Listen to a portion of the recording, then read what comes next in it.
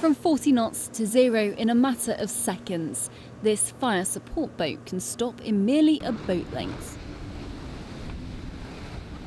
It's in Hellarbogen with 539 Assault Squadron Royal Marines, the UK's amphibious experts. With last year's exercise cancelled due to funding cuts, there's much to do. Some have never deployed here before, and the conditions are harsh. It's just a case of wearing all the layers you can get your hands on, and bearing in mind the wind as well. We're doing 25-30 knots on the Orcs, and that massively reduces the temperature. You've got to make sure that you've got no skin exposed at all. Gloves are an absolute must. We're doing a TAC B rep, so basically wrecking the beach, making sure it's suitable for landing of our other crafts and to get vehicles and personnel off onto the beach and make sure it's safe for them to carry out the actions that they need to do. What you see here is unrealistic. The serious side to business for these Marines is covert, disaggregated, done in the dark and unphotogenic.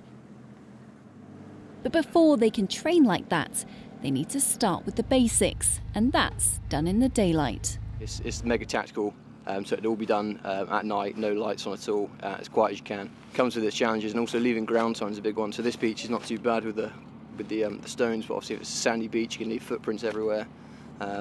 And like I said, doing everything in the dark comes with its challenges. It's just a case of knowing exactly where your kit is and what you're doing. They're generating experience, planning to develop their tactics over the next few years. And one of the biggest aspects of that is working with the Norwegians, not just using their infrastructure and environment. Norwegian divers are now collecting data from or below the water, and the Royal Marines recce guys are now collecting data from the waterline till the main road. So we saw them trying to combine the two resources and make a product together. And today really is one of the first days where the Norwegians and the Royal Marines have worked side by side. You can see the diver just coming out of the water now. He's been doing a visual and a fingertip search of the beach, ready for the Royal Marines to come in with their landing craft.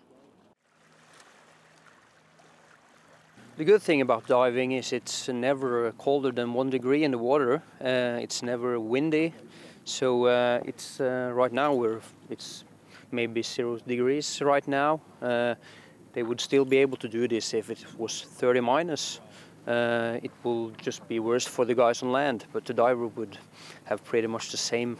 Do you do this under the ice as well? Yeah, we do ice diving as well. The main reason to do ice diving would be to salvage vehicles who went through the ice. We're just establishing some baselines, some standard operating procedures, and just making sure that we have a realistic progression of training, that everything's safe. We're currently moving their vehicles with our boats, and we're doing joint reconnaissance of the landing sites. The landing craft can transport anything from a Land Rover to 32 troops. Crewed by 3 Marines, it's capable of 15 knots.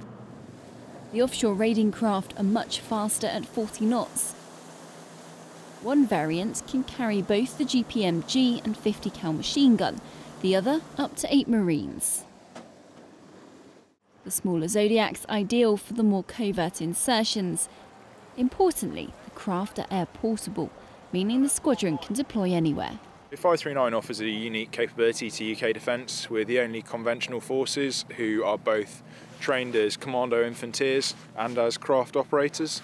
So our ability to deliver reconnaissance, troop movement and a whole range of other tasks to a standard expected Royal Marine is unique to UK defence.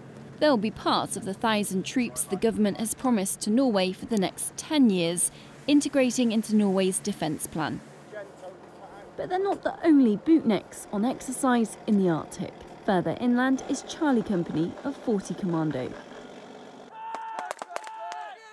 40 Commando has men all over the world, from the desert to the jungle, and here in the Arctic, often called the toughest environment to operate in. Last year it was announced the Royal Marines will integrate into the Norwegian defence plan, and instead of simply training in Norway, they'll be working with the Norwegians. It'll be an interesting challenge. It'll be the first time I think a number of us have worked in close cooperation with the Norwegians. Obviously we come to their country and train. Traditionally we've done that largely on our own, so actually embedding ourselves into one of their brigades, understanding how all our equipment and communication devices, how that works together, it's going to be a great opportunity just to really test ourselves and be part of their battle group. Climate change has altered things here. It's unveiled new shipping routes, natural gases and minerals. It's why NATO is concerned about Russia's intentions. This is all part of the new Arctic strategy. Royal Navy submarines will spend more time under the ice, and from 2020 the UK will begin using its new P-8 Poseidon maritime patrol aircraft. And over the next 10 years, 1,000 Royal Marines have been committed to the Arctic deployment, ensuring they're ready in the event they need to protect the northern flank. It's expected the near future will see the two allies begin to look in depth at the tactics for defending Norway. So I think that's all part of the bigger plan. At this early stage we're probably not quite into that, but clearly understanding the Norwegian defence plan and how the Royal Marines fit into that is all part of it. And I think certainly in the next 10 years, as we progress through this plan, you'll see greater depth, a greater understanding as to how the Royal Marines would potentially come forward and support our NATO ally if they needed us to defend their country. 5 weeks into their Arctic warfare training, Charlie Company are preparing for those bigger challenges. Moving on from the basic survival course, they're now training with their Viking all-terrain vehicles, 200 miles inside the Arctic Circle. We're doing some LFTC, some live-fire tactical training, and now moving on to integrating with the Vikings. That's all so that we can be proficient soldiers when we move on to exercise Northern Wind, which we're working alongside NATO partners and allies as part of our collective defence. It's taking the men longer than they expected, the reason for which, the weather, forcing them to work in temperatures as low as -30. It's just the cold weather. As soon as you start getting used to that, it becomes natural again, because you operate here for quite a while, it just becomes normality. So you just go, yeah, get on with it. Not everyone here is an Arctic veteran. For some, it's their first time on skis. This here is skijoring. We've all done that on our novices course, so that's quite interesting. Where and why would you use that? So you could use that if you needed to get to a position where the ground was fairly good and you had a shorter amount of time to get there, and you needed to dismount to go in assault position or to form up with another team, section, troop, then you could use that as a really quick way of transport for exfil or going into a position. Yeah, take it. In March, 7,000 NATO troops will descend on Sweden. The Swedes and Finns will try to protect their land, while the UK, the US and the Norwegians will act as a large military force from the east to see just how well those borders are protected. It's going to be the first time we operate alongside Norwegian forces. We're going to be under the command of the 2nd Battalion, which is a Norwegian battalion. And we're going to be in Brigade North, which is an armoured brigade. So it's going to be interesting for everyone working with armoured and Norwegian forces.